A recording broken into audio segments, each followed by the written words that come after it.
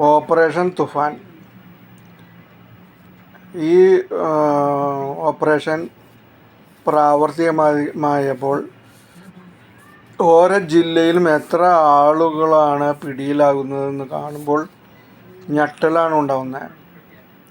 അപ്പോൾ ഇത്രയും കാലം ഇതൊക്കെ നടന്നു പോയിട്ട് പഴയ ഗവൺമെൻറ്റോ അതുപോലെ ഗവൺമെൻറ് ഉദ്യോഗസ്ഥരോ പോലീസോ ഒരു നടപടിയും സ്വീകരിച്ചില്ലേ എന്നാണ് എനിക്ക് ചോദിക്കാനുള്ളത്.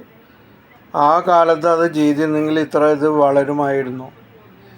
ഇപ്പോഴാണ് മനസ്സിലാവുന്നത് ഇത്രയും വേരൂന്നി വലിയൊരു ശൃംഖലയായി മാറിയിരിക്കുകയാണ് ഈ മയക്കുമരുന്ന് കച്ചവടം. എന്തെല്ലാമാണ് നമ്മുടെ നാട്ടിൽ നടക്കുന്നതെന്ന് ഊഹിക്കാൻ പോലും പറ്റുന്നില്ല.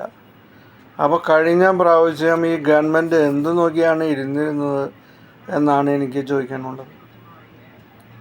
ഇവരൊരു നടപടികൾ സ്വീകരിച്ചില്ലേ? എന്താണ് ഇതിനൊക്കെ അർത്ഥമാക്കേണ്ടത്?